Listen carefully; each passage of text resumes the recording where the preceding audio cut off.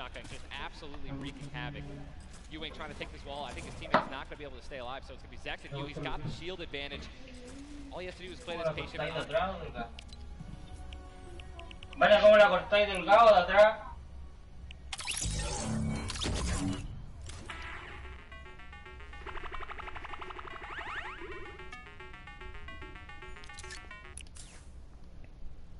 With the res, but it looks like he's just going to be going for the reloads, taking his time. He might be dipping out, maybe trying to. He's definitely staying aggressive, but he's going to get the revive off, and now it's a 2-on-1 again. Zexro staying confident though, knowing right now still at over 150 HP, the teammate has to be at 30 health. The wall comes through, trying to spray it, and it's not gonna happen, and you see Zexro right there, hands right to his head, some solid damage done, but Ewing dropped down to 59 HP, but with that elimination, we'll bump back up to over 100. Very, very close right there, Ninja, with the drum shotgun. Very important is checking out the storm right now. A lot of these players, there's a lot, you guys can't see the screen, but there are plenty of people who are outside. They're gonna have to start their rotations in, and this is actually where a lot of very talented players with their aim can clean up a lot of kills. This is actually my teammate and I's reverse. Our strategy was to try to get in those spots where you can beam people who are going to be flying throughout the sky, using a lot of the slipstreams and just taking advantage of, you know, your incredible accuracy. A little update too on Sizz Lucky. They did get the reboot in Fatal, so they're both back in play. Look at how slow this lobby is going, folks. 92 players left, and a definite fan favorite here, Nate Hill and Funk of FaZe Clan, currently set on up near Lazy Lagoon. And Ninja, this is your landing spot that you went to with your duo reverse. What are maybe some little tips and tricks for players at home who like to land here? Yeah, all right, so there's, if you go on the boat, on the ship, every single one of the masts is like worth 200 wood, so you definitely want to go for those. You can easily get max wood in Arena in probably less than 10 seconds. And also there are some metal anchors in town that you can get for about 300 metal, which is, you know, like the most valuable material that you can get. I mean, I'm just 91 players. I mean, have we talked about Storm Surge? I mean, we haven't yet. I was going to let that be a bridge when we cross it, but because 91 people left. I mean, how soon is it going to be? We're going to have Storm Surge in every game. Yeah, I mean, it's going to be like, this is going to be nuts. If you guys don't know what Storm Surge is, basically the people, the team that has done the least amount of damage is going to start taking damage until they get above the damage threshold. Yes, and it tells the players on their screen what the damage threshold is. If you're used to playing at home, you probably have never experienced Storm Surge in a normal game, but it is very common in competitive because everyone wants to last until late game, earn those extra points, and wind up getting those placement points to come on through. Watching Letwick and Flexi right now, it's so scrappy, Ninja. It's not your normal game where you get to loot up and freely grab everything you want. Here, I mean, look at the inventory. A common heavy assault rifle, 2 heavy bullets. Yeah, I mean, people are not going to be able to loot. They're not going to be able to loot normally. I mean, you have every single spot is definitely going to be contested or have talented players who are surrounding you. You got to be constantly worried about getting sniped from the side. All it takes is 2 seconds of being caught off guard, and you can get dinked twice with an infantry rifle, and boom, there goes, you know, 160 health, man, just like that. 89 players left now in the lobby as Twiz and Cover H, the duo, do get cut down. 45 duos remaining. The second zone has just been revealed, and again, Storm Surge will begin after that. I absolutely think it's going to happen. That will be for 70-plus players. So you keep that in mind as this goes on. Players who haven't really done any damage will know that they're going to be at a point where their hand is kind of be forced. They're going to have to put on a little bit of aggression. You're going to see the game pick up just a little bit here. There's Snappy and Red Rush already in the next zone. They're more than happy to just farm up this metal structure and claim it as their own. They're actually very centralized as well. Yep. I mean, a really great strategy that you're going to see a lot of people going to be using throughout this weekend in solos and in duos is to just try to get in the dead center of the second zone and honestly just kind of pray that the circle is going to continue to rotate in your favor.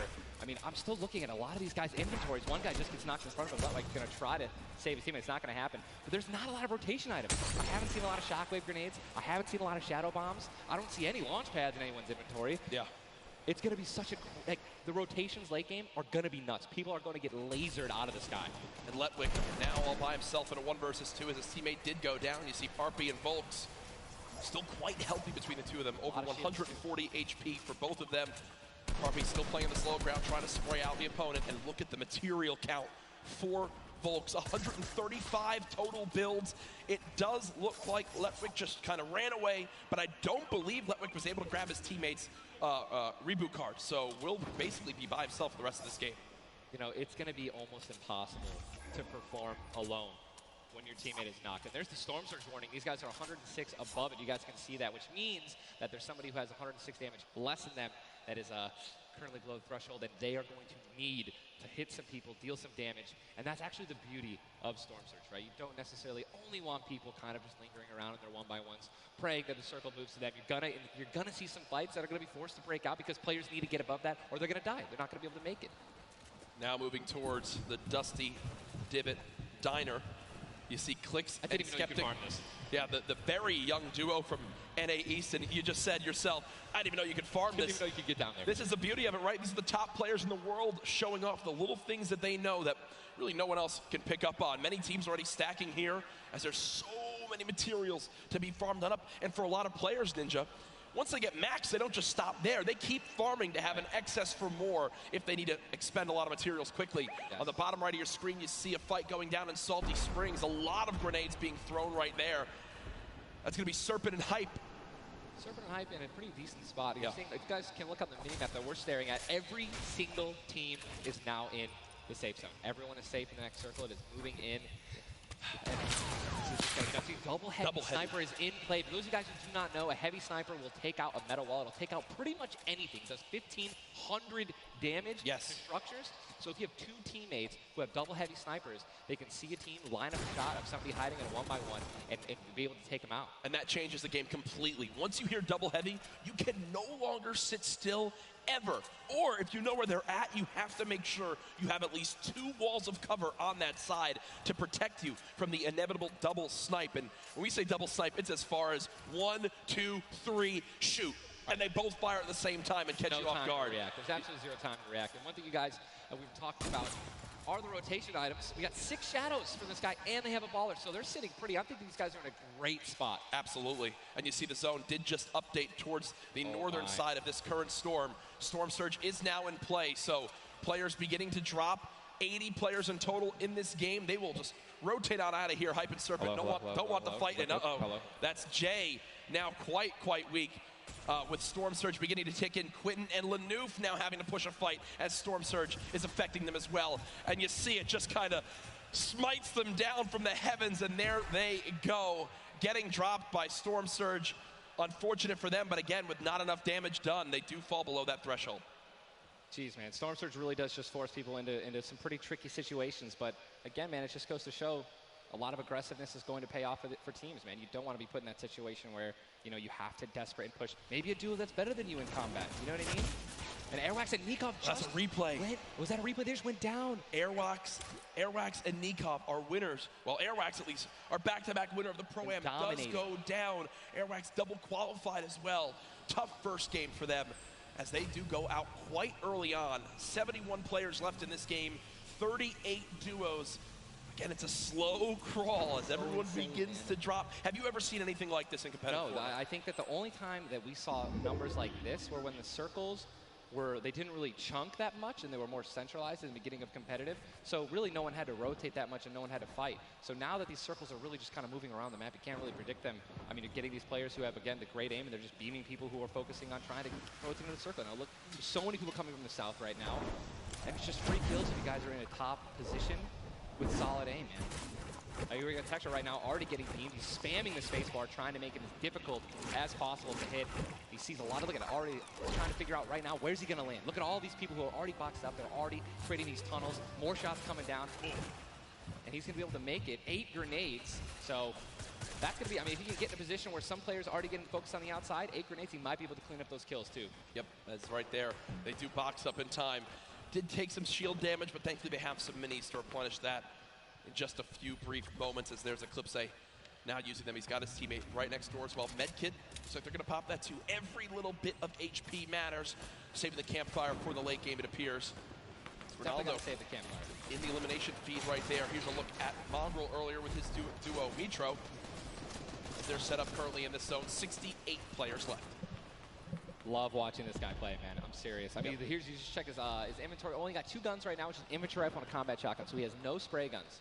All right, spray guns are, you know, anything to an SMG, tactical assault rifle, SCAR, anything like that. You know, you've got to have a gun that can shoot pretty quickly to kill players and hit players through their one-bys. You know, very difficult. Look at that healing too, though.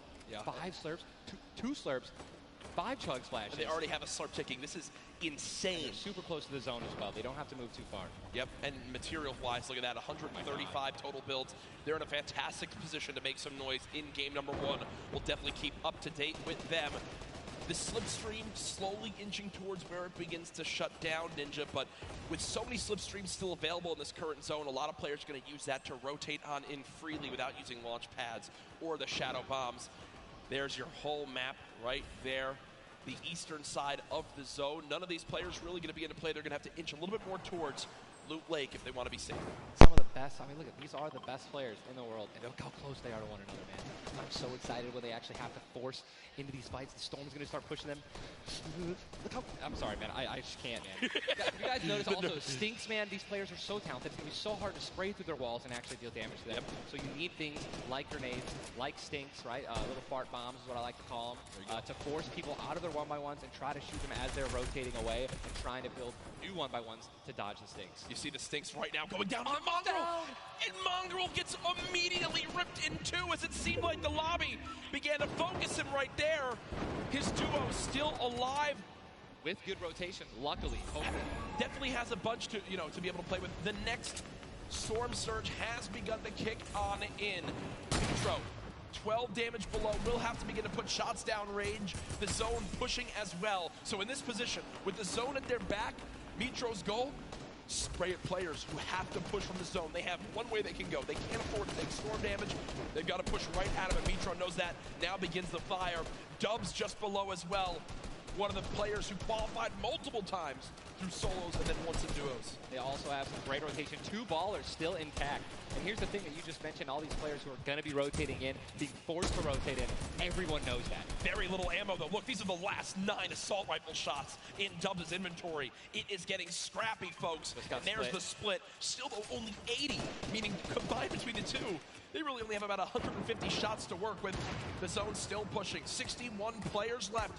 Reminder, folks, this is game number 1 of 6 today in the duos competition. Dubs does go down as a player got that back wall and he wasn't quite ready for it. Mega frantically backing on up, trying to create some space. Will he be able to go? He's going to be able to pop that slurp. He's got the Storm Surge on. He's trying to be aggressive. Oh, he's still below, right? He's going to need to be aggressive. He won't even have time to revive his teammate. His teammate got finished, actually, so he's got all the shields in the world. He can get back up to full health. Storm Surge is still ripping him apart. That slurp is barely keeping him alive. Hitting him for 25 damage every time it winds up ticking. There it is again, dropping on in. Mega's hand is forced. Some big damage right there, still below. As players are continuing to drop all around, but Mega doing a solid job of keeping himself alive right now through the Storm Surge. Fantastic composure. Again, one of the young players on this stage looking to try to secure the title of Fortnite World Champion. No more Dubs. The duo still okay, down. So now finally above. Yep. Finally above, and guess what? The most important thing to realize, guys, look at that rotation. Yes, he's alone. Yes, his teammate's down. But he has an incredible kit to not only make it to late game, but maybe even clutch this win out. He dropped the shotgun. Okay, there you go. Got the combat shotgun, one of the greatest shotguns to have late game. Does incredible damage, long range and close range. And all the guys, the circle just rotated now into the storm. Massive amounts of distance needs to be covered. This Storm Surge is insane. It's still going on. Finally taken out. 52 players left. And this is where things are about to get serious, guys. Thomas drops some ammo right there for his teammate, Inclusia. And you see Thomas, that epic infantry rifle, one of your favorite weapons, Ninja. What is so good about that assault rifle? It 100% rewards pinpoint accurate players, right? There's no bloom necessary. Your marker, your aim is right on their head. Boom. You're going to get that headshot. You're going to get 80 points of damage. And there's now the upgraded versions, the Legendary and the Epic, have 10 shots instead of 8. So, I mean, it just packs a punch, man. It can really catch players off guard. And that's exactly what you're going to need when you're playing against these top players who will literally build and protect themselves when they get shot once. Folks, there are 45 players left in this very, very small zone. We are now on our 6th storm. You see it's about to begin to move, and players will frantically have to go across the map. Zayt and Saf right now discussing exactly what they should drop, pulling up their map, looking exactly where they have to go. 44 left in this one. We already got people using shockwave grenades, guys. This is a very far rotation for the second movement circle, so this is actually going to move very quickly. These people are going to potentially get stuck on their launch pads because there's so much frequent building. It's going to be nuts, and who's going to try to take the high ground? Because after this first circle goes, this is where people start to only try to use a high ground. And we know high ground is everything in competitive Fortnite late game. Everyone frantically moving away from the common enemy of everyone, which is that storm circle. Macwood taking zone damage. Daedra as well. King slowly bouncing on through with the Shadow Bomb. And does land. Storm? Yes, but taking no storm damage, just playing right on the edge of it. Yeah, right on the edge of the zone right now. Will just stay boxed up for a brief moment. As now there's 36 players remaining, stomping the elimination feed. Arkram now goes down as well. You can see the elimination feed on the top left to keep track of your favorite players. There's so much is going on. This is what tunneling is. When you hear players mention tunneling, this is it right here. You move with the zone, you tunnel your way in, give yourself cover, but not a lot of materials left. Only 22 builds, and this zone is stacked. But look who's on the high ground. It's Mr. Savage and Benji Fishing. That would be your 2 picks, so good for you. All right, I have to owe you a bet there, man. That, all right. Mongo, unfortunately, do we still know if Micho's still alive? I mean, listen, people are dying left and right, being eliminated. More Savage just used another shockwave grenade. He already had high ground, though. The question is, are people going to try to take it? You know that if you really want the chance to win this, you're going to have to try to take the high ground off him or have a rocket launcher to just take him out of it. He's just so weakened. Mr. Savage just looks up and beams the player out of the air.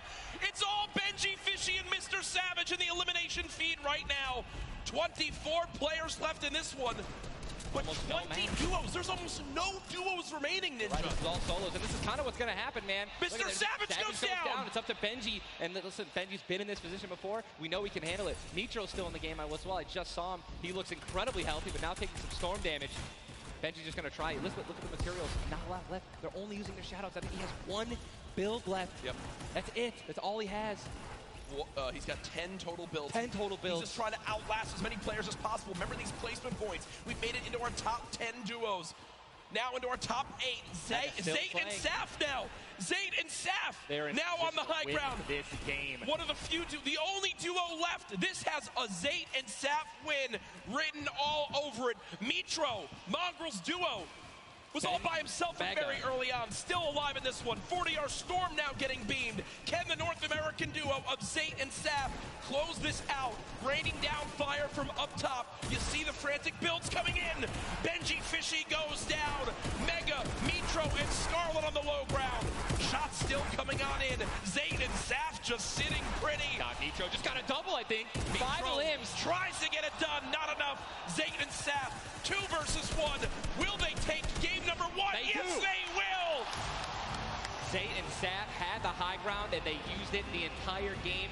Rain fire from above. We're able to make up 5 limbs plus 10 placement points. That's going to be 15 points. Game 1. Talk about a monster game number 1. You saw the immediate reaction. They know how key that was. And I've watched so many games of competitive Fortnite, Ninja.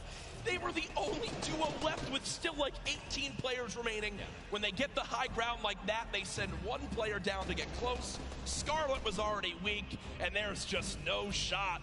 In the end, the veteran players of Zayt and Saf take game number 1. And you know, Ninja, that was a big topic of conversation. Players with LAN experience, players who've been around the Fortnite competitive scene at these major events for a long time. Will they let the nerves get to them? Guess what? The answer is no. Zayt and Saf take game number 1. Kept their composure. It was absolutely incredible to watch, man. And seriously, these guys have been absolutely dominant in the World Cup qualifiers online. And it's only fair that they continue to show their dominance here at the actual World Cup stage. Brilliant performance. You know that their game plan is always last as long as possible. Absolutely. But the fact that they made it through those storm surges, even with them not getting very aggressive, they had 0 limbs down to those final few moments.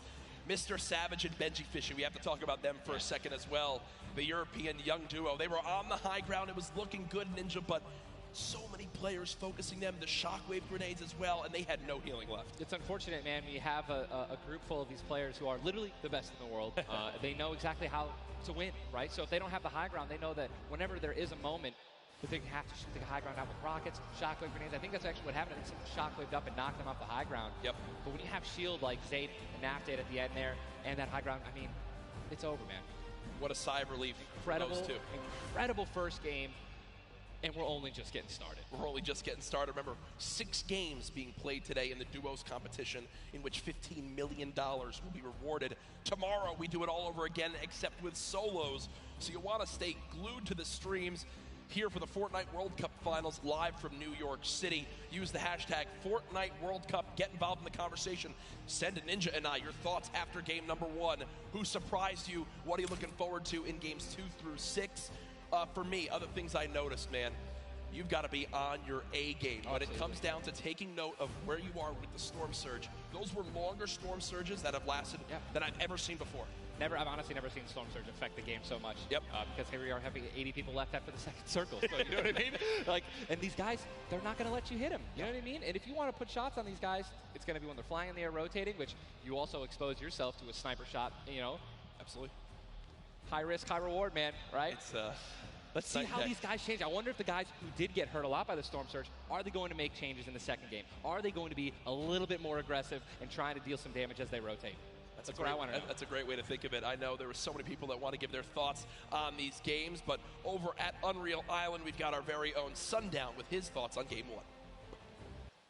Thank you so much, Courage and Ninja. And the first match of the duos competition is over, and the Victor Royale's experience wins out. We talked about Energy Zate and Ghost Saf and how they've been playing so long together, and that endgame was a prime example of textbook Zate and Saf. We're going to re-roll it one more time, and we're going to break down kind of how they were able to keep the control. Now, pay attention right away.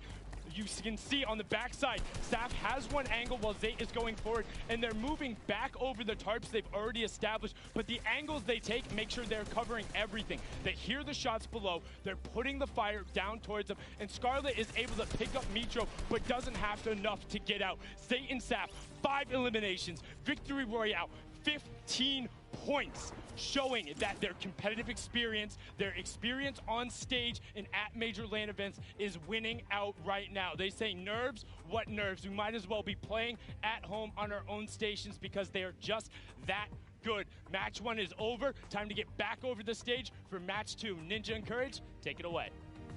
Thank you very much, Sundown. Great stuff as always there from Unreal Island outside of the venue, enjoying the event themselves. But again, game number 1 in the books. Obviously, so many updates to see exactly where we stack up. In the end, those final moments can be so hectic. So before we hop into game 2, we will have a standings update for you all at home. Who do you think's up top of it right now? Well, guess what? It's Saf and Zate, but...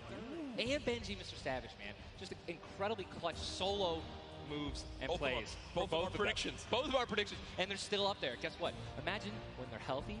And when they actually get some good rotation items, I'd love to see how they're going to play in the late game, man. Placement points so key. You did a great job pointing out Mitro at the end. Not only does he stay alive, not only does he perfectly use his materials and his movement items, but he somehow finds 5 more limbs, putting his team from probably an abysmal game 1 to top 3 in our leaderboards. Again, here are your standings from game number 1. Dubs and Mega, they wound up making it through as well, and that's because of Mega staying alive too. Absolutely, incredibly talented duo, man. Honestly, I'm looking forward to seeing what Aiden can do and Sean. So hopefully they step it up in this next game. Game 2 is about to get on its way, man. Are you ready? I am ready. Ladies and gentlemen, in this sold-out arena, are you guys ready for game number 2? Oh yeah, they are. Oh yeah, they are. 8, 7, 6, 5, 4, 3, 2, 1. The battle bus has launched. Game number 2 of the Fortnite World Cup Duo Finals is underway. Again, I'm just going to keep saying it, the most nerve-wracking part of any competition, but definitely Fortnite for me, is the second you jump out of that bus. Yep. Right? Once you hit the ground, once these players hit the ground, they're going to definitely have hopefully less nerves, going to get back into the flow, back into the farming mentality. And man, I'm looking at these llamas on my screen. I'm just hoping that they find them. There's nothing greater than finding the new upgraded llamas at 350 mats. Dude, they're insane. And they're everywhere. And look, wait, can we look at the map? Look at the north side. You've got 3 llamas in a very small area. Llamas. And many players have gotten better at spotting llamas from very, very far away. I mean, the one thing I was telling my teammate Malachi, I was like, listen, man, sometimes you just actually have to tell yourself, hey, we should probably look for llamas as we're flying in because, usually you're looking for players who's going to be landing next to you. But if you actually keep an eye out for that adorable pink, purple, and blue llama. And there's one. I mean, look, you're just going to get rewarded with shield, rotation. There's Shadow Bomb Storm, Campfires, Minis. I mean, these are incredibly valuable. And remember, materials get capped at 500 of each type. So when you get 350, it's done its job for you. You can spend much less time looting and, farming, and much more time looting. And look at Zate perfectly using the Shadow Bomb Ninja. For players at home who are wondering how he just used it for way more than the 6 seconds it actually lets you use it for, explain a little bit of staying on the side of the mountain. Yeah, all you have to do is just continue that jump animation. That's going to trigger the double jump. And as long as you don't touch any solid ground, you're going to be able to continue to double bounce back and forth, man. It's an incredible use of the Shadow Bombs, and you're probably going to see a lot of players do something like that in the late game off of other people's builds, and which is way more difficult to do that off a mountain, by the way. For sure, as we now take a look at the storm is landing side of the map, and the storm is very far. Great point to bring up there. We can see on our side, the zone right now basically gets cut off at Dusty Divot and Neo Tilted, and the rest of the north side of the map are in play. So everyone near the middle and south side will have to move, and you see in the elimination feed very early on, Elevate does get cut down. So a tough start for the duo from 100 Thieves right there, as you've got to wonder if Arkram's still alive.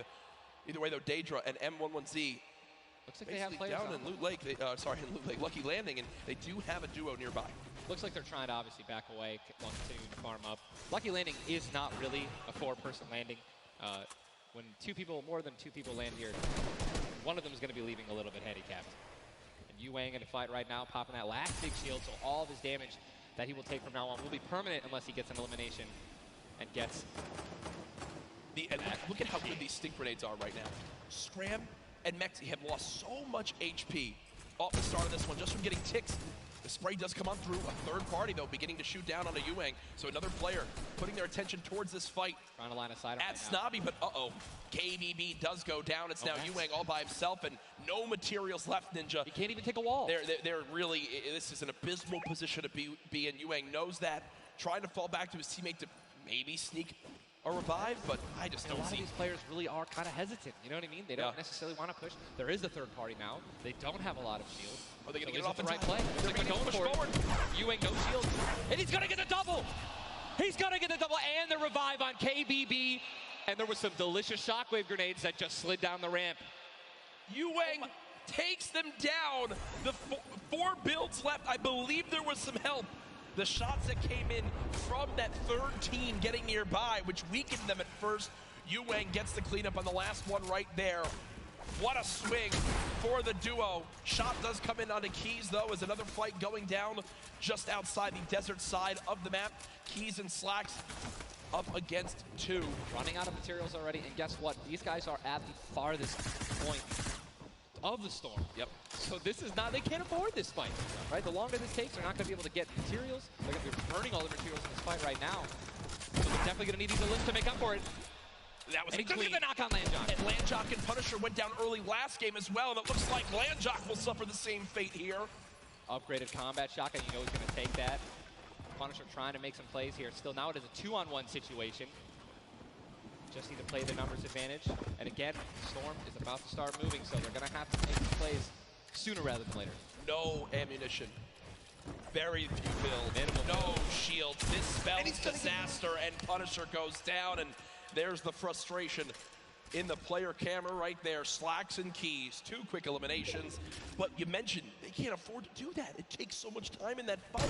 They've got to go very far still. Now over to Neo Tilted, Clicks and Skeptic in a fight. Got some shield. Doesn't necessarily want to use this mini to only get a 10. And he looks like he's trying to obviously take some all to help his teammate out. No, he's getting taken. With the trap kill, he's going to get the knock.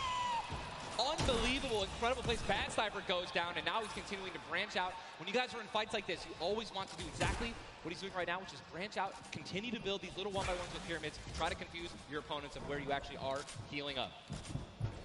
Skeptic just 8 builds left. They're trying to stay alive right now. They do have the number advantage. Clicks has time to pop 1 mini, and it looks like they're going to go for it right now. They made the conscious decision to try to build out, but no. They back up for a moment. Finally gets a shotgun. Yep. Shotgun picked up. Grenades now as well. They want to go for the second elimination. And we take the oh my god, we got some trap talk. Did he just take the L in real life? Did he just take the L in real life? Homie, this is land. This dude's gonna come over. No, I'm just kidding. 40, but the sticks come on in. Stinks coming in, 22 health left, Campfire down, he has. Oh, and look who's here! Third party, hello! Look who's here! NA puts up the tank DL, and EU says, no, no, no! This is the World Cup, baby! I'm gonna show which continent is best. Mitro and Mongrel, full HP, and they storm roll through. Duel ins for Mitro, Clicks still right players there. down low. Wow, incredible. Look at that kit. Gold Scar, Gold Combat, Heavy Shotgun, or I'm sorry, Heavy Sniper Rifle for taking opponents' walls. Look at, they're just stealing and bum rushing, and that's going to be it. And there's no shot right there. Skeptic, you saw, hey, putting on a show. I love it. The man does YouTube for a reason. But then also a fantastic player. I think speaks a little bit too soon. Aiden now on your screen. Does knock one. Hasn't finished the elimination yet, so still will gain 50 HP if he can get the full. There it is. Now a 2 versus 1. Aiden and Sean. Look at how weak Sean is, though, Ninja. Sean has absolutely no health. A little bit of shield. Hopefully we're going to drop some minis here. Aiden being the good team that he is. I'm sure he's calling it out right now. But it is also a 2-on-1, and they don't know, we don't know how weak this guy is right now, but if he is weak, they're going to look to try to trade. And there's a double shotgun shot for over 21 white. Players no shield left are going to try to put the pressure on. Sean has health, and look how aggressive they're being. They're both one hit. Look at that trap. They're going for it. They're saying, you know, you would have thrown the trap down by now. And there it is. And look at the tank from Aiden. The jump out to the side, and they'll be rewarded with shields, with materials. And look, Aiden actually, there was 2 big shields. Yeah. Aiden's gonna get the full health. That's incredible, man. See the stats so far this game. Aiden has done 434 damage, has taken 312, and he's near backup to max health. I know Aiden is a crowd favorite here. Every time the camera goes on, there's a big cheer from this sold-out arena. For those of you guys who do not know, the Storm Circle is about to update right now. We just saw our second one, forcing everyone out of the north and east side of the map. And also, guess what? Every single llama was found. Yep. All 5 llamas have been found, so we have some probably high material players right now. A lot of rotation. Oh my god, I can't even. Freaking out, man. You're getting into it. Looks right like a now. lot of people. I love it. Yeah, we're looking around. They're all gone. There's Yep. only one airdrop that's left, which means a lot of players. It's very difficult, man.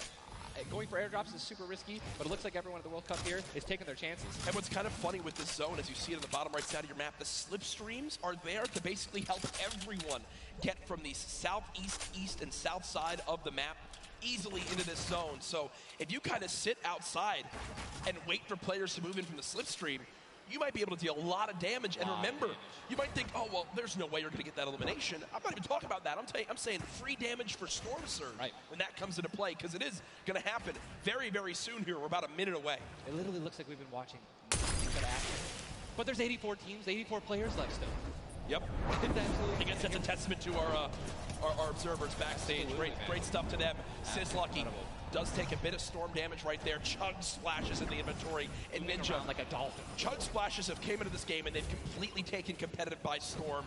Are they the best healing item currently in this meta? I think that, there's a lot of items that get added where, not everyone is all unanimous about it, right? Some people do not like it. But let me tell you something about these splashes. I don't think I've ever seen more positive, reactions from an item being added than when Chug splashes were added. I mean, nothing but positivity on Twitter. It was absolutely incredible. I woke up to some delightful posts. Delightful Just some delightful posts. Yeah. Those of you guys who don't know what they are, each one splash, they come in packs of 2. You can stack up to 6. They give you 20 health or shield, whatever you're missing. And they're instant. You throw them down the ground, and they can be used to heal you and your teammates around you, as well as, if you really want to be a troll, your enemies that you've knocked. Here are Mongrel and Mitro in the zone, and you talked about this inventory. I'm going to come out and say it right now. There is no way someone in this lobby has a better inventory than what Mongrel has right now. And when you come into this, they were already in your top 3. So they're in a position right now, Ninja, where if they have a pop-off performance right here, with only 6 games being played after the first 2, they could be your leaders. Absolutely. I mean, they were only 2 points away from first, man, and they didn't even win the game. And Mongrel went down early before placement points were even rewarded. So, Sean and Aiden in another fight with Quentin and his squad. Sean trying to take some walls here, and he's out of light ammo. Out of materials. And he's out of materials. So he can't even spray right now. The only thing you can do is spray an AR, and that's not really going to be effective against top players if you're actually trying to take walls. Well, the player tried to drop a trap down low to bait Aiden, but Aiden does not fall for it. This seasoned veteran trying to cover his back. Players beginning to spray on through. Stink bombs dropping, and there's one a limb. Another shot comes in. Gets his shield. That's why he went for the thirst. Yep. And grabbed the mats. 365 mats now. He is, or more than that. He's got. Gotta get out of the stinks. They've got to get out of the stinks. So weak. Look at how weak they are. And don't they can get both Sean and Aiden. I think that's exactly what they should. They split up. Now he's trying to take it one by one. He's getting pushed by more than one person. Quick reaction from Aiden, but this looks like it could spell disaster for the duo. Damage dealt 639. He does go down, though the quick edit comes making through. plays. Now it's up to Sean. Can he clutch it? Only 2 HP. Got some minis. Picked up some ammunition now for his minigun. But looks like Spades is just way more healthy. And obviously there's 3 other players who are around him as well. So what's he going to do? Looks like he's going for high ground. Smart play, but he's out of mats. Oh, no, he's got wood. He's got wood. He's good. We both freaked out. Going to put himself in a nice pyramid. For those of you guys who don't know, when a brick or a metal pyramid. Big thing to note. Look at his zone. He has to push. That's it. He has to push. He has 52 health, but the zone is right at his back. He's got to go. Don't even worry about Storm Surge. They're 446 above as well. Has a shot, and he's going to be taken down. I mean, that's just the worst position to be in any competitive game, is being weak, low materials, low health, and being forced to push in. Every time you watch Aiden and whoever he's playing with, they are always the most aggressive, it appears. Yes. If you remember the famous moment, I think for me, arguably one of the most famous moments in Fortnite competitive history was the Nick Merckx and Aiden duo, where they made it into the big bonus about a year ago. Oh my God. And a crowd popped off. Well, they're always scrappy getting into eliminations. Here, the stat popped up for a second. Aiden and Sean had done 680 damage in the game. The average in the lobby was 80. They were 600 above in this lobby already. Unfortunately, though, when you fight that much, there's a higher chance of you going down. Speaking of potential fights, here's Sizlucky and Brush, who we saw earlier on in the last game at Fatal Fields, struggle to stay alive. Now in another tough spot, as they're both low on shields and low on health. Decent rotation items, 2 shadows and a launch pad. Again, I always want to keep stressing that, because if you guys have some launch pads, even one shadow can get you into another zone. Right? Yep. Which is going to hopefully get you those placement points that you need, or even put you in a position to get some eliminations. But yeah, as you said with Aiden, we mentioned earlier, are people going to change how they're going to play, right? Are they going to do anything different here at the World Cup? And guess what? I'm pretty sure we can say that Aiden's squad is not doing anything different. They're being incredibly aggressive. They're putting the damage down. And unfortunately, there were just too many players who took advantage that they were weak. And that was the top 5 leading into this game. You see it updated again right there on your screen of where the leaderboard is at the moment. Mitro and Mongrel staying alive, in a great spot, holding this pyramid edit. And for people at home who might not know, he's not exposed right there, right, Ninja? He's peeking through his build. Correct. As you guys are peeking through a pyramid, you hit edit on it, you cannot be seen, right? And you can also see through it. It's a very amazing feature. Fortnite Battle Royale. Fortnite Battle Royale, the ultimate Battle Royale experience. Ultimate Battle Royale experience, man. Blue T is in the storm, taking damage, a lot of damage, and he's still going to be rotating. Road taking damage as well. Thomas going to have to make some plays. And there goes Road. He actually just got knocked. 66 players remain. And this storm is kind of moving a little bit away from Pleasant Park. But it's once you have a high ground mountain in play, I mean, I'm wondering if it's going to go north. There's 3 high ground mountains in play. And really mixes it up late game. A drone ship that people can wind up going on top of, and those are brilliant to use. Oh, absolutely. If you guys can get up on top of those, guess what? You have ultimate high ground on the map without having to place any mats. Yep. It's incredible. You can't get sniped from above, and you can deal as much damage as you want. Also, it's incredibly difficult to shoot players that are up there. 100%. But it's important to know that after the 5th circle closes in, those air vents will stop working. So if you don't have any rotation to get down, glider, redeploy, anything like that, yikes. That's a massive yikes. So you have to pray that someone puts a launch pad down underneath it somehow. Yep.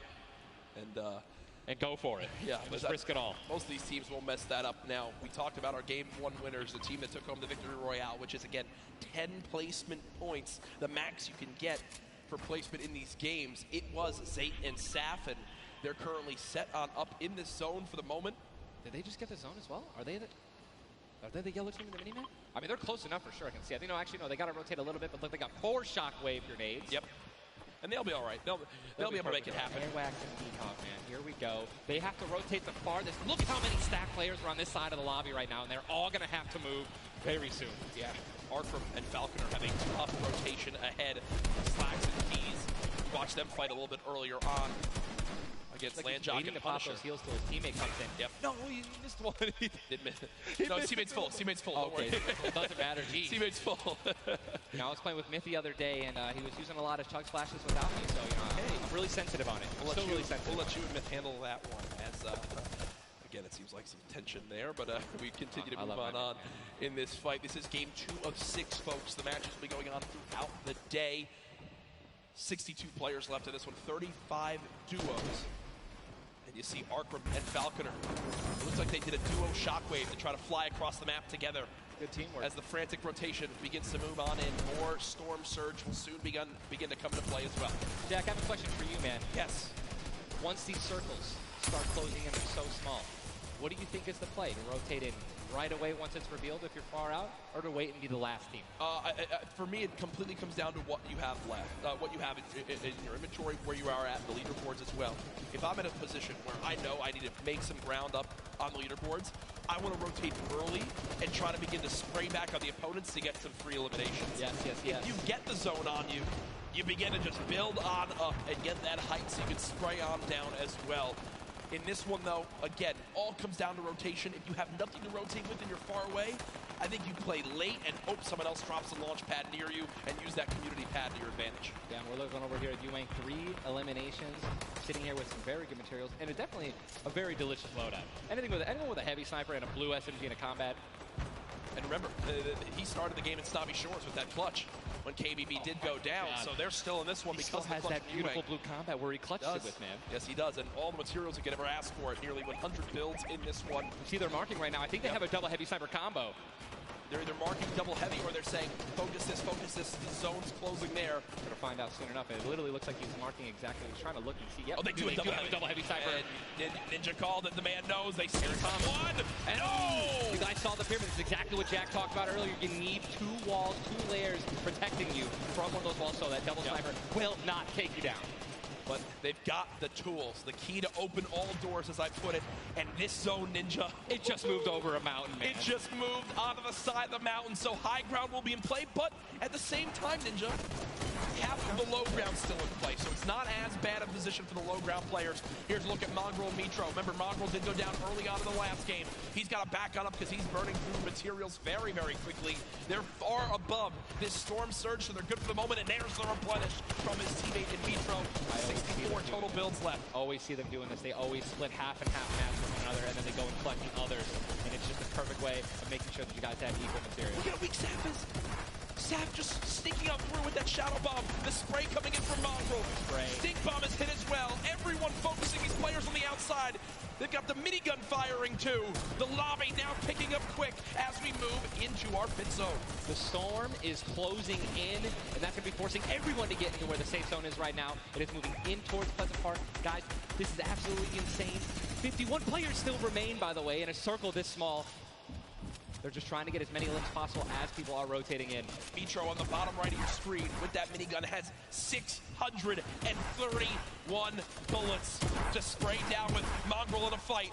Gets 1 player weak, but does have to back on him. Didn't get the clutch. Someone else stole the kill from him. Mitro gets chucked as well.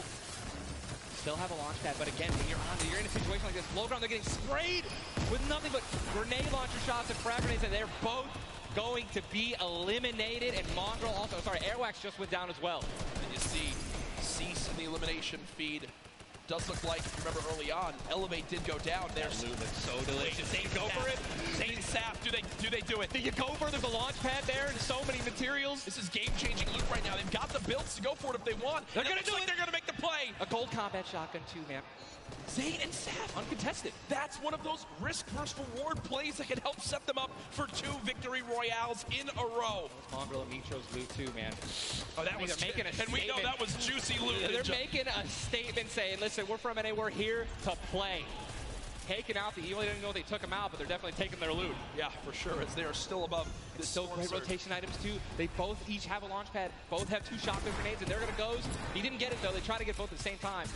Gonna be flying, and this is it, another massive rotation going to be taken to the center of Pleasant Park. They're 167 damage above the threshold, so they're looking pretty good right now. The question is, are they going to keep mid-ground, go for low ground, high ground? What's the play? They didn't get the launch pad. He might have to use his own. Yes, he does again, and that actually works out. He hits his head on something, which takes him down from having to, fly all the way up and get beamed. They're going to challenge high ground right now. Zayt and Sap looking to do what many would think was impossible, which is win back-to-back games in the stacked lobby. Just saw Falconer in the feed as well. Arkram with an elimination too. 19 duos left as we're moving towards the placement points, Ninja, and these duos know exactly that. 3 points if you make it in the top 15, which could be the difference between first and dead last. What are they going to do? Are they going to prioritize rotation in and not taking damage, or are they going to try to play it a little risky and go for the elims? If you're going to be shooting, going for elims, definitely open up to a lot of spray, shotgun shots, AR shots, someone suddenly taking the high ground on you. So it all depends on how their play style is going to unfold, man. Many more duos remaining in this game, unlike the last one. Zate with another elimination right there on a KBB. You got Snappy and Red Rush on the high ground, and Sav over the play. The high ground play. Goes to the high ground. Take, will he get it? He's going to get it. He has it. Zate's got high ground. Zate has high ground as they go to try to push for 2 victory royales in a row. Saf is there as well, but Snappy just appeared right behind Saf and shotgunned him down right there. Zate right now is going to have to concede to the high ground, giving it to Snappy. And he's just going to have to stay alive as long as possible, try to get some placement points. He is obviously a talented player, top player. He can definitely make something happen, and I'm interested to see what he's going to do. Cease has been by himself since the first moment of this game when Elevate went down at 98 players remaining, and he's somehow still alive. There goes Mega. You've got Darox and Item on the low ground. Vorwin getting chopped down as well. Zate with about 100 HP. Uh-oh. Here comes Vinny and Zexro. They're trying to challenge for the high ground. Keys right now being held in the zone with 5 elims. He's going to be eliminated from the back. Zate taken down as well. Snappy still with the high ground. Zex and Vinny and TSM crew looking good, and they're going to take it. They just took high ground. Snappy gave it to him. And they just got the high ground. Great use of the shockwave as well. Vinny as well as Zexro on hype for the moment. 5 eliminations so far. They're putting their names in the hat for potential victory royale in this game. Go down, right? They want those elims. Forward now with eliminations back to back. 4 players left in this one. Zexro and Vinny spraying from the high ground. It's a 2 versus 1. The player right on the edge of the zone. The shockwave into the air. And he's going to drop on down to hype for the moment. The spray coming on in. It's not enough. Zexro and Vinny. TSM takes game 2 with style. Both alive. You love to see it. The victory royale and 7 eliminations. Look at that. Vinny's hyped and Zexro looks like he was stunned. They forgot his fries on a fast food order. Why am I thinking about food? Oh my, you know, Jack, it's pretty expected at this point. But God, it's on brand. 2 NA teams have taken game 1 and game 2, and honestly, I think that we can all say that the teams hyped up the most have been even. Guess what? Mongrel and Mitro, man, they've also been performing well. They still have so many points from eliminations. Yep. Oh man, what a great shotgun shot. They were perfectly in sync. They're even jumping and shotgunning at the same time. Vinny, pop off, man. You love the pop off. So hyped. Zexro's about to start cranking 90s or default dancing in the lobby. Like he's trying to talk about literally what are they going to do in the next game. Yeah. Like that's what that focus is. That reminds me, I've been in this situation before. He grabbed his hand and shook it for himself, man. That's a top teammate, man. Great synergy. What a start to today's competition. The energy in here is insane. I am looking around and there are thousands and thousands of people filling up the Arthur Ashe Stadium live from New York City. Again, my name Jack Courage Dunlop, joined by Tyler Ninja Blevins for what is the first ever Fortnite World Cup Finals. $30 million on the line this weekend. Millions will be tuning on in from across the world. There's so many ways to watch, and we're just 1/3 of the way done with today's action, and it's already been fantastic. Don't even want it to end, man. I could be here all night. These games are incredible. Yep. And just listen, if you guys are watching at home, you guys want to be here, right? You guys want to be competing. Take notes. Yeah. Watch these players. Watch how they build. Watch the fights that they take, the way they rotate. And we'll see you guys here next year, man. Well, guess what? Game number 2 ended with style with the North American duo of Vinny and Zexro taking it. They're on the floor with none other than Jordan Fisher. Thank you so much, Courage. I appreciate that. NA showing up and taking care of business. Games 1 and 2, Vinny and Zexro with a fantastic in, both together, which is an incredible thing, right? Walk me through the just in-game for you guys. So the comp's kind of hectic because of all the noise, but we're just really good at playing together. Like, we're the longest duo that have played together, so yeah, we just know what. Great. Fantastic work, guys. Back to you, Ninja and Courage. JD! Thank you so much, Jordan. The duo of Vinny and Zexro, you know, they've always been known as being so aggressive. Yeah. From all the times we've seen them in these competitive tournaments. while they might be some younger players, they've definitely been around the block here in competitive Fortnite. Again, you just see them, just like a lot of other talent here, always at the top of the duo qualifiers every single week. Even though they already qualified, they continue to keep playing, and practicing. Guess what? They just took a game number 2. You got to be pumped right now, man. Once you win one of these games, you can't let up, though. Again, and that's why I love that energy. Zex was immediately just, I felt like he was just talking about, what are we going to do next? Hey, man, good job. We won that.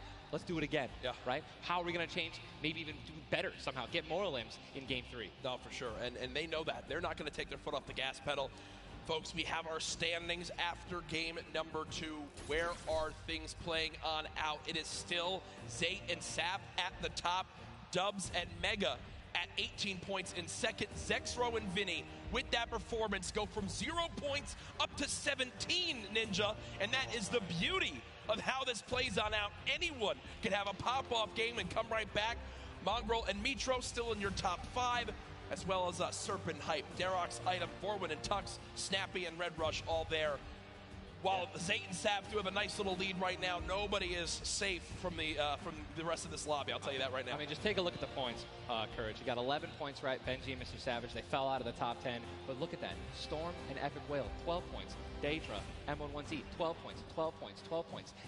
All they need is 2 or 3 points, 2 or 3 extra eliminations right there, and boom, they'll move up 6 places. Yep. You know what I mean? So it's still anyone's game, all right? 2 pop-off games, 1 pop-off game, boom, you're already in the top 5. Remember, if you get 50th place or 11th place, from that whole time in between, you win $100,000 as a duo. Still. But if you go from 10th up to 1st, it jumps all the way to $3 million. So everyone, eyes on that top prize. We are just 1/3 of the way through the action today, but I know we've had a lot of fun up here, Ninja. What an absolute blast. Ladies and gentlemen, here, can we give a round of applause to Ninja for hopping in for some guest casting? What a great job. Thank you, man. Always a pleasure, brother. Pleasure to be here. That's going to do it for us for now up here on the caster desk, but I know Zeke is down on the floor with some notes for you all. Thank you guys so much, man. What an awesome first 2 set of games from Sap and Zay locking down the lobby to Zexro and Vinny just coming in super clutch. And of course, guys, you've been here. We got to see Ninja. He got to go ahead and commentate some games. So what I want to know from you is, have you guys had a good time? Have you enjoyed it? If so, let's just let me hear you. You know, that was so-so. Let's pretend I didn't ask. Have you guys been enjoying yourselves? That's what I'm talking about. Obviously, we've got quite a bit more games left to get through, but, you know, if you've been watching for a long time, you know I'm a big fan of everyone that loves Fortnite. It's all about bringing people together. And I like to say Fortnite fam. That's my thing. That's what I do. And, you know, there's actually a lot of people from around the world that have come here to compete, to watch, to be part of all of this. And I thought, what better way to give back to you guys than to teach you how to say Fortnite from all around the world. So in just a moment, we're going to take a look at a video, and I can't wait because this is actually the first time I'm seeing this. A lot of work went into making this happen, so I can't wait for us to watch this together. Let's take a look.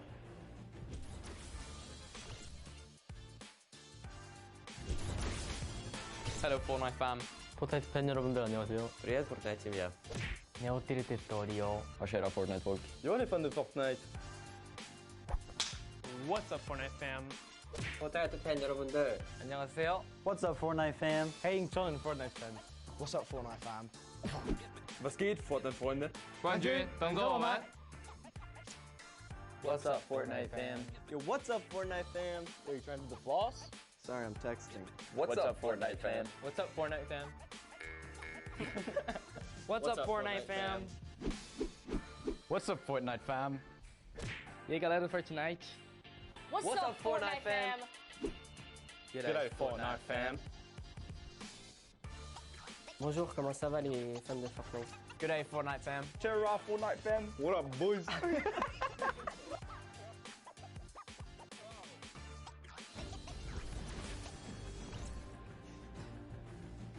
That was even better than I thought it would be. Just embrace it. We, as a collective, are the Fortnite fam. Get used to it. We're here to stay. Now, guys, you know, there's a few more things I want to take a look at before we hop back into the next game. One of the things to kind of do if you're here or if you're at home, you've been watching, Ninja actually had a pretty dope hoodie, a World Cup kind of exclusive hoodie. Would you like one of those things? Would you like one of the crazy World Cup shirts that we have? You can totally get your hands on one. Head on over, retailroad.com. Get yourself a nice shirt. We've got some hoodies. We've got hats. We've even got the little drone that's the battle bus. It looks amazing. The top balloon is actually the drone, so you've got the bus that's literally flying around. You best believe I'm going to pick one up and mess around with my family. They're not ready for it. But there you go. There's some on your screen. Also, that Drift shirt, by far, my favorite piece of merchandise ever. Those of you that really do know me, you know I love Drift. He's easily my favorite character. But just some cool things. If you're looking to get some World Cup exclusive thing, go ahead and take a look. Now, for those of you who have also been watching kind of all 10-week qualifiers long, you know we love Golden Boy. And there's actually one thing specifically he was kind of telling people as we were going through interviews. And that was, hey, when we get to New York, you're going to be in my hometown. Let's catch up and get a slice of pizza. Now, I know you're thinking, wait a minute, Zeke, what about like everyone else? Why is it just Golden Boy? Well, he's a Golden Boy and he's selfish and he wanted the pizza all for himself. Get called out. That's right. Now the world knows. But a few of those players actually took us up on the offer. They went out for some pizza. They had a night on the town. So let's take a look together and check this out.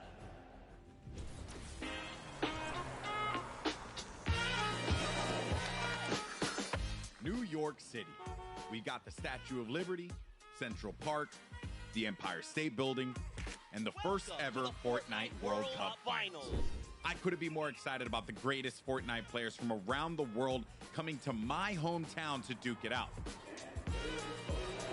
But before the action started, I took World Cup qualifying players Aiden and Chinkin out to show them the Big Apple, starting with PC Gaming Cafe, Waypoint. What's up, boys? Hey. Welcome to Waypoint. Good to see you. Good to meet you. Good to meet you. All right, fellas, let's go and grab a drink. Let's go. All right.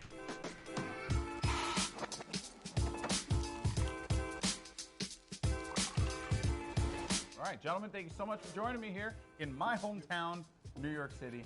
Thoughts on it so far? Chinkin, we'll start with you. Hot, Okay. a lot of people. Yeah. Hot and a lot of people. I'm sorry, but also welcome to New York. That's kind of the way it is out here. Where are you from in Austria? Austria, like I'm near Salzburg. And the population? 40K. I think it was like 40,000 people in the train that you were in on the way here. Probably. Yeah, so There was so many people. Now I want to talk about the competition at hand because obviously this is going to be the biggest opportunity, I would imagine, of your lives. You're going to be playing in front of a massive crowd. Is there a way as a player that you prepare for that? I don't think like there's a way to like prepare for it. Yeah. But try to like calm down, not get like nervous, not get shaky and stuff. Yeah. And then we should be good. Like. It's still crazy having like a live crowd. Yeah. I try not to take tournaments like too seriously. If I play relaxed, I feel like I do better. I remember when everyone's like, this guy looks like he's just chilling on his couch at home, the casters, and it was like, I was just relaxed, you know, and I feel like I played better.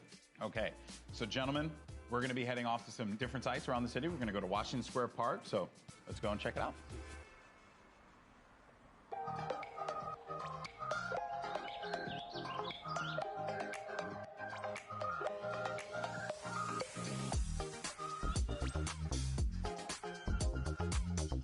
All right, so now here we are in Washington Square Park, gentlemen.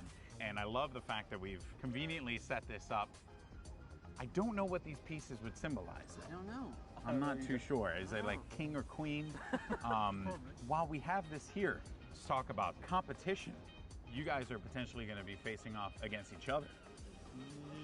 Have you thought about that now? I don't know. I just don't want to feel the L2 spam like. Oh, you don't want to feel the L2 spam? I've watched them play a little bit. Him and Stompy, they're very like, I've seen them play aggro before. It's pretty scary. So if you have chemistry where you can play without even talking, you guys know what you're gonna do. That's like, a team like that's gonna win. So what you guys are going to experience this weekend, this is the first Fortnite World Cup. You're going to be playing for millions of dollars potentially. Has that even set with you guys yet? even if it's not me, I'm thinking there's gonna be millionaires after this tournament. There's gonna be millionaires. Life-changing money. I try not to be, I'm not like greedy about it or anything. It's really nice to see like people that nobody know about and they could just blow up off of this. All right, I'm going to dive more into that, but I think it's time to get a slice of pizza.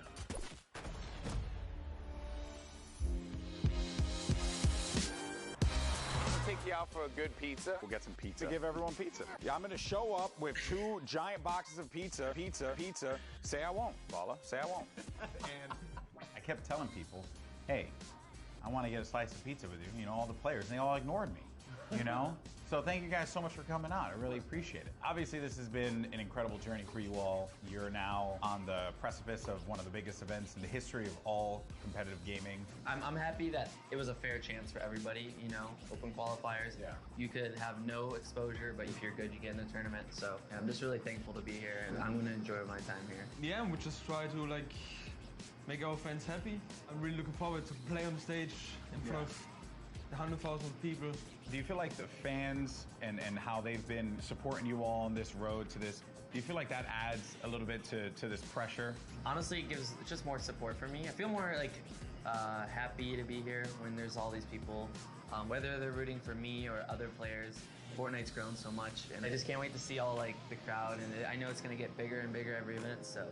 Fellas, best of luck at the Fortnite World Cup this weekend. Seriously, nothing but the best for you, but we're in the thick of things here in New York. So I think we got to get some more pizza. You guys down?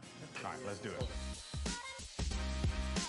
New York's got everything, and this weekend, most importantly, it's got the Fortnite World Cup.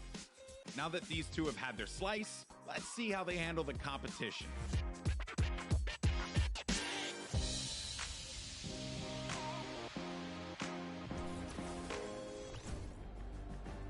Good guy, golden boy. You gotta love him. You can't not. He's just the best, and it's really cool that he got to go out, hang out with Aiden, get some pizza, and, you know, just tour New York. You love to see it. You love to see it.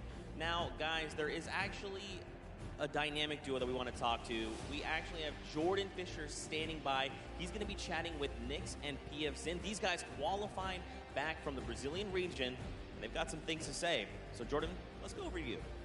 Thank you, my friend. I've got Nyx and PF Zin here. Nyx, you have been absolutely dominating in the last few weeks, especially where the solos and the duos are concerned, being the first Brazilian player to qualify for the World Cup. Can you talk to me a little bit about the dynamic that the two of you share as partners? Nyx, você estava dominando nas últimas semanas, principalmente para os qualifiers da World Cup. Você pode falar um pouco sobre a dinâmica de vocês? Eu e o PFzinho costuma jogar bem agressivo e tentar pegar o máximo de eliminações possível. PFZ and I, we try to play as aggressively as possible and get as many eliminations as we can. As you should in the name of Battle Royale, right? Now, PF Zin, you seem to balance out the fiery kind of loose cannon nature of Nyx, who is obviously a dominant player, you know, kind of helping him set up for a solid in-game. What's it been like to work with such a young and fiery player like Nyx? PFzinho, você parece que você consegue contrabalançar o estilo bem incendiante do Nyx. Então, como é que é isso para você fazer esse lado mais balanceado da dupla? Basicamente, eu tenho uma role de suporte, então eu meio que fico nas backlines e ele vai na frente. Quando a gente tem o high ground, por exemplo, ele tem a função de ficar embaixo matando todo mundo e eu controlando o high ground. Basicamente é um lado mais estratégico, enquanto ele é o lado mais agressivo. Basically, I have more of a support role. Whenever we're in high ground, I'm just more in the background supporting him. Like he has a more aggressive role. Setting him up. Yeah. To fire the loose cannon at the end. It reminds me of the very W key in a West that I play on all the time, and that has really, you know, just got me cranking my 90s on a regular basis. You know about that courage, right? Am I right? Back to you. Whoa. Jordan, it's back to me. Come on, Courage, he's just found the chicken parmesan. Someone whispered the word and he went running. You just see it. Also, big shout out to Nyx and PF Zin. I actually chatted with Nyx very quickly. He walked up and was like, "Hi, I'm Nyx." And I'm thinking, this guy knows how to talk. So I talked a bunch of stuff, told him how much I loved him. Turns out he didn't understand any of it. So I had to get a translator and tell him that I love him. But that's how things go. Now, of course, guys, I know what you want. You want more games. We have 4 more on deck. So I think for now, we're going to send it back up to Golden Boy and Monster. They're going to get us into these games. So how's CJ Mike Realm? Play us in.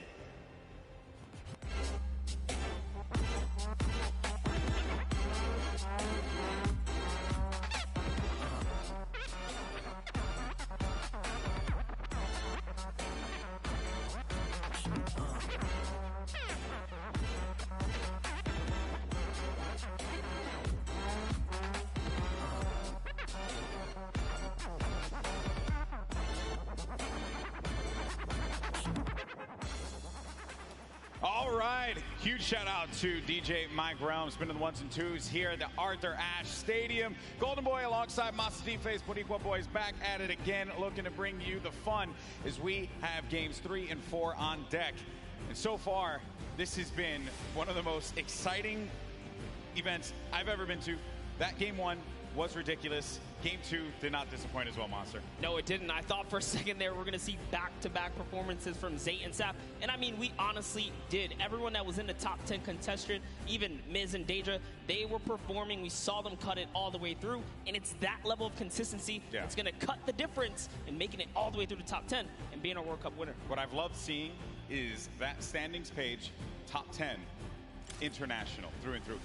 You got the Japanese players popping off, European players popping off, players from New Zealand. Everyone's putting in every little bit they can. But folks, it's now time for game number 3. The players are all loaded up in the battle bus, and we are about to take off.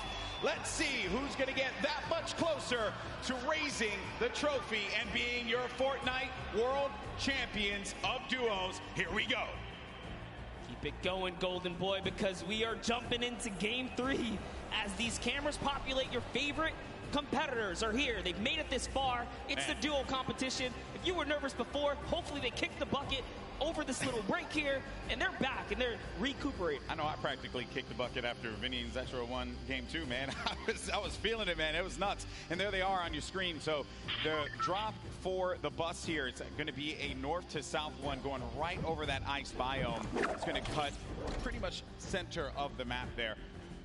And Vinny and Zexro, I'm very happy that they're performing this well, Monster. This is a duo that had so much success. Even going into the World Cup qualifiers, we all were like, yeah, this is a duo that definitely should make it. This is a duo that, hey, they could even win the whole thing. Yeah. And then tragedy struck as Zexro had a few problems with you know, arthritis and different things with his hands. And I'm make sure I'm getting that right. And I'm just bummed out about that. Good to see them here showing up, man. That's huge. I mean, that's what you expect of our competitive veterans, specifically Zexro, Vinny. They go back to as many of the LAN tournaments that we've seen, as does Zayt and Sap. But anyways, in here we have UN KVB. He's going to take down Mexi. Is Scram close by? Is he close enough? And this is a battle going down in Snobby Shores. So off the rip here, we have players getting dropped. That's actually going to be our first elimination. Lucky for us to catch that one. But there's shots coming in from the Viking Island right up above. And he just kind of turns a corner, sweeps him up, catches that full elim there. So that's his now. We got a little toe-to-toe action here, Golden Boy. Very rough situation to be in here, but Zexro now looking to engage in this one. Potentially here is going to have... We're going to go over to his POV now. Kind of get, it's a little wild, man. It's like just getting the bearings all together here, I think, for the players as well. That moment where they can just have that conversation. What are they going to do? How are they going to just implement their strategy going into the next game? What is that strategy going to be? Do you mix it up? Do you change your drop spots? These are things that are going to be so important for these players. The time that they can take to just communicate with one another. Now, Scram looking to be potentially in a world of hurt here. We heard from Nyx, PF Zin earlier on. This is the Brazilian duo. I don't think they know that. Yes, Scram, they're going to be on the hunt for him. So they know that he's around here. They're just trying to sniff him out. Yeah, and if you were in the players' lounge, you could feel the tension, specifically when we brought up the Brazilian duos, the Brazilian players. These guys qualified, and they qualified with heavy elimination. Nyx especially being one of our only players to like literally qualify as hard as you can in the, you know, for the weekend. He was at it each and every week. You constantly saw him at the top every single time. It was so impressive, and also qualified for solo, so we'll be seeing Nyx tomorrow. And then you got Scram. He's got 2 eliminations. but he's just hiding this one out. He hears them making all that ruckus, all the noise around him, and Scram just does not want to give up his position. Perhaps he grabbed his teammate's reboot card. He's maybe looking for that play. But Nix and PF Zin, they have to have an idea of where he's going to be located here.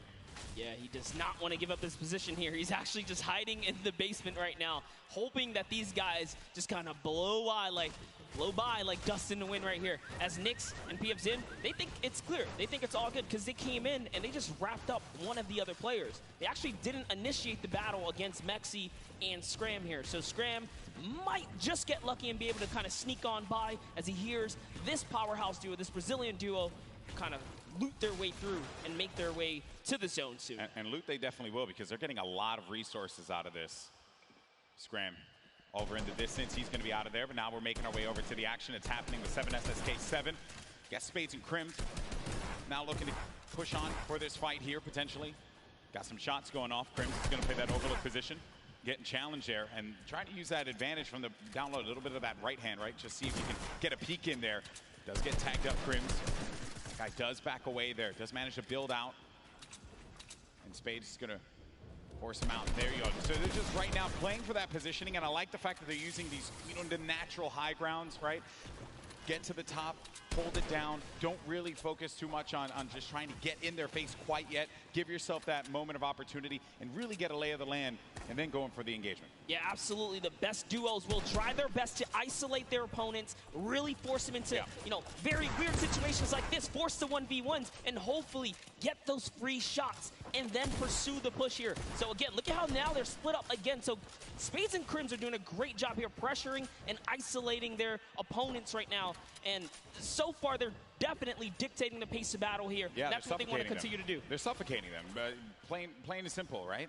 Not let them get any kind of movement there. I mean, Jamside and 7SSK7, they're having a conversation of what the play is. What is the movement going to be? But Crims and Spades are not going to allow them that opportunity to breathe. That's going to be the down there. Crims managing to knock down Jamside. He's looking for 7SSK7 around the corner, and that's going to be the elimination registered. Both players are going to be out of there. And a big win there for Crimson Spades. What a clean push right there. Crimson Spades have so much to prove here, because when they qualified, they were kind of looked down on, like, wait a second, was it luck? Was it not? No, they're here to show it off and show why they're at the World Cup Finals. But now, hopping back with Miz and Daedra, we saw them have a great game one, came out top 10, and they're still in the running. They're in about the top 10 right now as well, based off of eliminations. Not necessarily picking up too many placement points. They're heavily dependent on just piping up these players at these points of interest, and looks like Lucky Landers is theirs right now. And they'll have that, but let's see. Miz and Daedra, they linger about it. I love the fact that you go to this hot spot here, so there is going to be a bunch of free items that you're going to be able to pick up on. Also, you're going to have that circle advantage. It's right there, so you don't got to worry too much. You can continue to focus on looting. High ground has been lost, though. Miz needs to be careful. Where's Daedra at? He's going to be right next to him, trying to get these angles. So what they have to do, they have to stick together. Looking for the sound cues right here. Can they find their opponent, catch a nice little low ground peek right here? Low ground is definitely underrated. If you can just kind of peek out, catch a big shot, you're almost guaranteed a headshot, which is a big multiplier. Yeah, players don't really think about that, right? Like you always see Fortnite players go after the high ground. That's the bread and butter for a lot of players that play this game. But you know better than most that the low ground can pay dividends for you if you know how to take advantage of that positioning, and maybe some overzealous players to try and get aggressive on you. You got Gustavo along with Wishy. I'm actually very interested to see if Gustavo's going to lead this push here, because specifically between these two players right here, this duo, this Brazilian duo, Gustavo doesn't necessarily lead the pushes. It's Wishy. Wishy's the aggressive one here. So he has the ultimate high. He's always looking for the shot. What are they going to do? It's just a nice standoff. Yeah, and that's this whole event, right? Players have just been very cautious about what they want to do. They are not trying to get too aggressive in these fights. They know what's on the line here. Millions in prizing is on the line. You do not want to make a bad decision. Be one of those teams that are eliminated out early on. But Gustavo's going to be putting shots down Focusing this player, forcing him to actually build up. He has no builds to work with as well. 19 HP remaining, and just a hope and a prayer, but unfortunately for him, that was not going to be enough there. Gustavo's out. Wishy isn't going to happen for him either. And Miz, he's feeling it. That's going to be 2 elims for this duo. You gotta love the snarky little smirk right there on his face when you get those 2 points. Smirky. Feels so good. It's really good. It feels really good. And then Volks and Parpy. And look at this. Parpy actually dealing with this battle. And this other player that actually got the high ground against him was focus firing on Volks.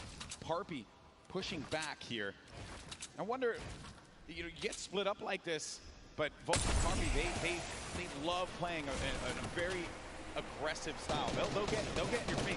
They'll box you out if they need to. Yeah, without a doubt, this duo was unmatched when it came down to eliminations in the qualifying rounds. They had the most, actually, and even pulled off a consecutive 5 victories in 8 games to qualify for one of the weekends. Volks and Parpy, another kind of reference to Game 1. They had a great Game 1. We saw them picking up duos, but we haven't seen them necessarily make it through the end game. All they have to do is kind of slow it down here, and that's what they're trying to do, but being split up is terrible. Also, in the distance, I just want to make note, Wolfie's a very aggro controller player. He's another one. I think that we've seen a fun mixture of players that look to get that safe approach to the game, and then others that just want to take early fights, get some points early on, because maybe they're playing that early game strategy rather than like focusing so hard. Like if you get late game, that's great, but you do want to rack up a few eliminations. Look how low the points are that have been thus far in games 1 and 2. Get yourself a few elims and then maybe manage to make it to that top 15, which is very hard given how many players have stayed alive in this game. Games 1 and 2, we were at what, circle 5? Circle 5, I think. We were sitting at like 45, 46 players. They're just waiting for movement. Yeah, and that's where that storm surge kicks in, right? Does damage to players. That's feel it back. But Crew and Chapels, one of my picks to watch. Have sort of been struggling in the format so far. I guess when the real pressure's on, you know, the environment shifts, right? Everything changes. That's right. Everything changes here, and Crew does manage to get that shot off, or attempted to, with that tactical shotgun. It was not going to get the connection necessary there, but it did put the fear in the player to have to back away. Both players, well, respecting the space from one another. The stinkers come out. Crew and Chapix having to get out of there, and they're going to use those, I believe, the shockwave nades to just fly on out of there. Didn't see the purple over their bodies there, but they were able to fly on out of that fight. Could have gotten real risky for them. I was going to say, that was a respectful disengage. You only got 6 games here, 2 of which have happened. Yeah, that's they right. need big performances. They have to push towards placement and end game. So good on them to kind of back up. And when you have stinkers, there's no defense against it. You get chunked down right through your builds. It really is annoying to go against. And speaking about the stinkers here, Epic Whale's under pressure right now, and that's just going to chunk him down. They force him off of the campfire, and we'll see if he returns to it. Yep, there you go. Yeah, you're only going to get so much time with that campfire. Epic Whale, along with 40R Storm. This is a Week 10 qualified duo. Last moment you could possibly have it happen, and they managed to pull it off. Maybe this could be the game for them. Another dominating duo in the scene, Airwalks and Nikov. Airwalks winning the Pro-Am yesterday 2 times now. This is a whole new ball game. Best players in the world in this lobby. It's not going to be a cakewalk, and he knows that. It hasn't been the best run thus far for Airwalks and Nikov. Yeah, and it was their last final games there. Notice the text right there. The fast track, Airwalks and Nikov qualified for the Fortnite World Cup in their final 7 games. That's intense. They were struggling so close on the cusp every single weekend, so close to qualifying. If it was 5 placements, they were 6 or so like that. It was that close for them. But jumping in here, Crew is going to put some pressure down, and it looks like his teammate has been traded out as well. He's already gone. Also going to see some eliminations over in the feed as well. You got Crew who just cleaned up on Volks, but Septic took out X-Mend. And then I think I saw XXM pop up there on the receiving end of a shot there, so will be out of the action as well. Crew by himself has 1 elimination. Going to be looking to get as many points as possible. Now we're going to be sitting with 40 duos left alive. We're going into the next circle here in just a little bit. It's going to start to collapse. Salty Springs is going to be the point of interest for all of our players here. Got a lot of bodies that are going to be lingering outside. Some that are even as far out as Dusty Divot, like on the northern end of it, sticking around there. So maybe trying to get some last-minute loot, perhaps. We'll have to see. Here is Parpy looking for that peak. Volks and Parpy always tend to stay together, but wait a second, that was a tricky little shockwave right there. He did try to sneak his way into the build. He takes the wall. What are you gonna do with it? Crew's still looking for the replacement here. He gets it on land, takes the wall. 184! Crew's excitement, you can feel it from here. That was a huge shot. With the new tactical shotgun, the legendary. That's right, when you're feeling it, man. He went right for the fight. Ambitious, the young player there from Sweden, 15 years of age, man, and he's playing for millions of dollars. So many of these players, they're just young ones. We have a lot of young fans here in the arena today. Maybe next year this could be them. And then you got a few of the veterans. Zexro, Vinny, saw Nate Hill, as well as Funk Mongrel, Mitro, Aiden there in the corner of the screen. And back over to our Game 2 winners, Zexro and Vinny. No eliminations to their name thus far. I mentioned Wolfie's aggro controller player. He went right for Nyx and just take him out on that one. Yeah, I definitely want to see Wolfie hopefully catch some more highlights before the weekend's over. Touch base with him. He's a great kid, definitely enthusiastic about being here at the World Cup, and he feels totally prepared. He's ready to represent. He's one of the few controller players to actually qualify for this weekend. This is a big weekend for a lot of players, obviously, clearly. Here you have Cease and Elevate. They haven't found the rhythm. They've been a little quiet, man. They won WSOE, a great duo that has had success in the past, but this has just not been their game so far. Got to get something to turn it around. The talent is certainly there. I think I saw someone on the Fortnite competitive Reddit mention, why is no one talking about Cease and Elevate? And I think it's just important to note that in order for us to talk about it, they got to start doing some things. And I think games 1 and 2 has not been their game. Yeah, and I mean, we were there in the warm-up rounds. A lot of players were not necessarily revealing strategy, but whoa, that's a huge shot on Ziff right there as Mitro sends one flying down the field right there. Sent him packing. Dear me. All right, so back into the action at hand. We're going to have 36 duos left in this. Notable names, obviously, Mega and Dubs. Benji Fishy, Mr. Savage. A lot of people in the crowd pop for Benji Fishy when he walked out, as well as Mr. Savage. For due reason, this is a stupendous duo. The double snipe combination from Benji Fishy and Mr. Savage. Big shot right there. These double snipes, you gotta be careful. There's no standing still in a box here because you might eat one right there. They line up another. Right. Not quite successful that time around, but hey, all damage matters. Storm Surge, you want to be dealing damage. You cannot stay idle. There are no free passes at the World Cup. Look what happened in game 1, man. The Storm Surge claimed a lot of victims. You have to be engaging in fights. You cannot stay still. There's Fwexy and Letwick on the move. Nyrox right behind him. Cooler organization. Benji Fishy's going to be down. Just saw that one off on the side. Mr. Savage now having to deal with a player that had engaged on him. Going to get built above. He just needs to wait this one out here, but Benji does get cleaned up. Yeah, that was going to be Fwexy. And that was such a sneaky ambush right there. He used his shadow bomb, pushed up. Notice Benji was kind of over-peeking, harassing players with that sniper. You cannot hold down scope right there. He ate a shotgun to the face, and that's why Benji goes down. And I love what Savage did here. He just went for high ground. He had to immediately get out of there and leave his duo behind. So what can Mr. Savage do? One of the best mechanical players here today. What can he do by himself? It's not going to be easy. Not with a lobby like this.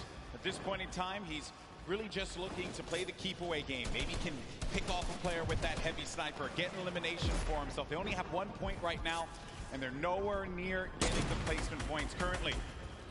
But he's still looking to harass some players. Put some pressure on them. Now you see that happen, half out circle. Only 2 duos are going to be inside of there. So everyone's going to have to start to move over to that east side.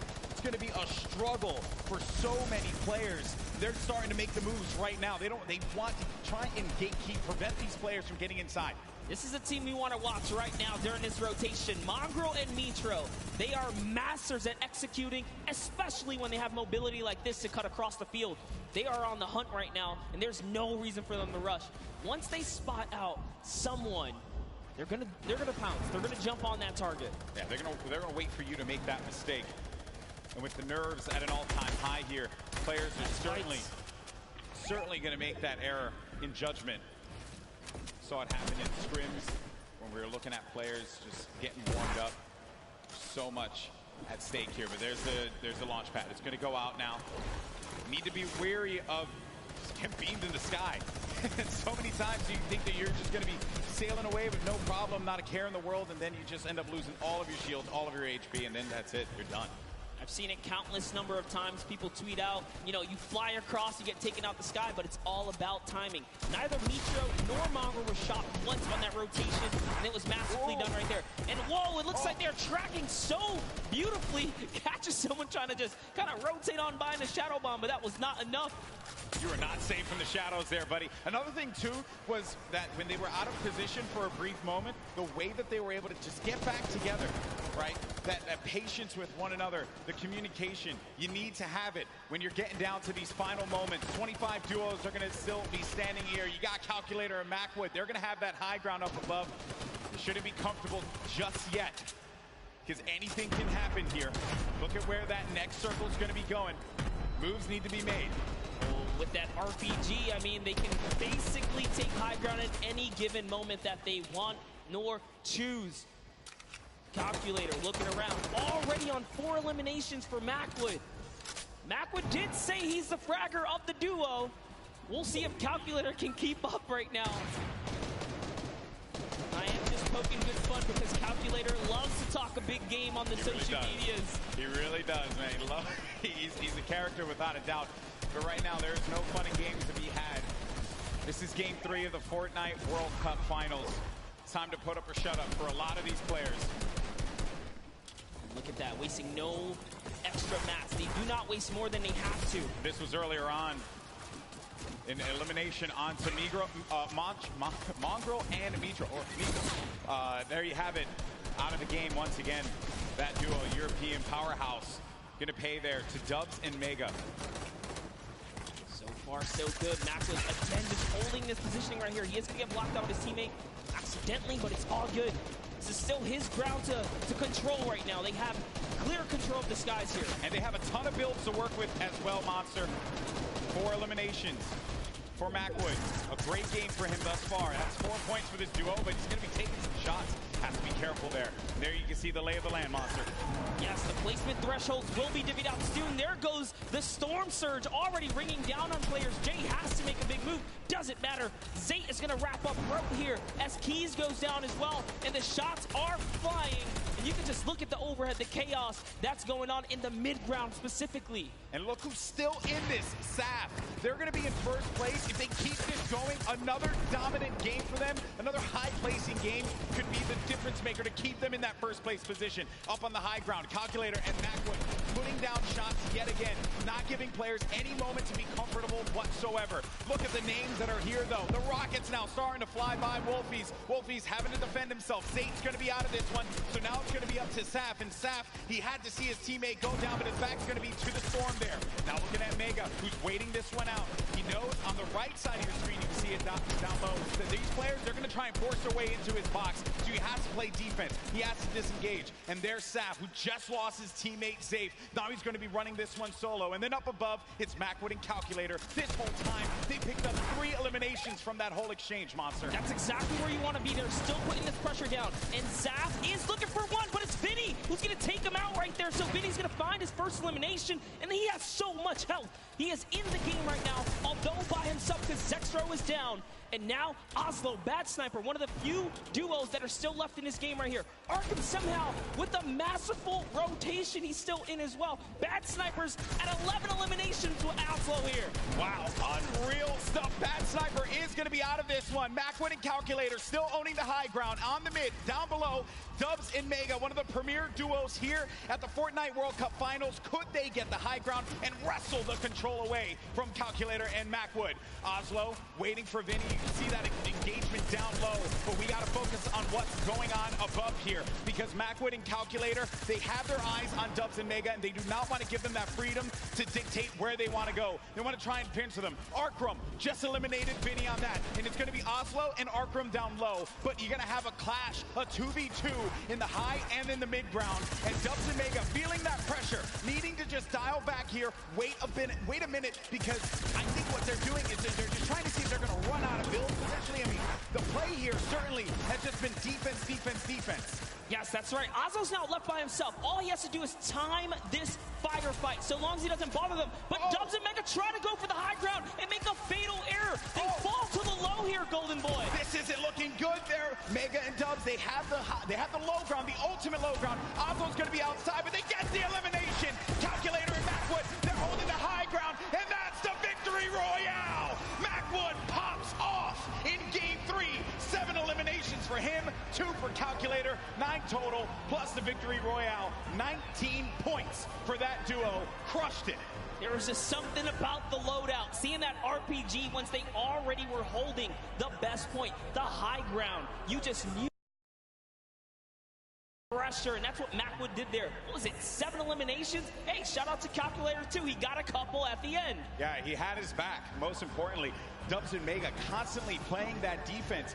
Credit to Macwood and Calculator for the way that they continue to apply the pressure. And then it was the shock, sending them down low, forcing them into that engagement. Credit to Oslo now, who threw traps instantly to see maybe he can get a cheeky trap elimination. Didn't work out for him there, but a top 3 placing for him. Certainly got to be happy with that one. And then it came down to the final moment when Calculator and Macwood together were able to push his player with their combat shotties. Boom, that's the game. And look how happy they were there. So good. Gotta love the reactions right there. Whew. What a game that was. Had a little bit of a slow ramp up, you know? But that's what Fortnite will do to you. You're just talking, you're having a conversation about where the positioning is going to be, and then out of nowhere, boom, you're in the action, you're in the fight, and things start to get wild. Great game there for Macwood and Calculator. Calculator winning on the world stage, man. Look at that. Eat your heart out, Reddit. I gotta say, you know, I'm sure he's proved a lot of people wrong, and you have to respect it. Yeah. But, Golden Boy, I want to see where we stand here. Where are we right now? So at the top, it's still going to be Saf and Zate with 38 points. They have that victory royale from game 1 and 16 eliminations. Mega, Dubs, second place, looking pretty. No victory royales for them thus far. You saw Zexro and Vinny do the same thing, but it's Calculator and Macwood that jump up to 6th place. They have 22 points total, 12 eliminations in that game. They're finally in that top 10. I want to take it one step further. Bad Sniper and Oslo jump up to 13 total eliminations. They didn't have anything up until this point. They just had one great pop-off game. And suddenly they're in the running here. It is anyone's game in the top 10 because you have to be consistent. And again, there's always those wild cards, those pop-off moments. And here's a look at page 2. Any of these guys are still in the running right now. You got Bell and Scarlet, who've been wrestled out of the top 10. The Japanese duo who had a premier game in game number 1. Benji Fishy, Mr. Savage saw their demise earlier on. They're going to have 13 points there, but you saw the standings, and we're in game 3. And these games are going to be so critical. Games 3 and 4 really set that tone, because once you get into like game 5, a lot of players are going to be down low. Like, there's opportunity for you to try and get your way into that top 20, which is where you're really going to start to get a lot in the prizing. But for the folks that are going to be sitting in top 10 right now, they're going to be feeling very nice about their current standings. For game 3 to be in 2nd place, Dubs and Mega, and then Saf and Zate still performing so well. And that's the crazy part. Dubs and Mega, everyone has been rooting for them. They're like that wild card that came out of nowhere, and they really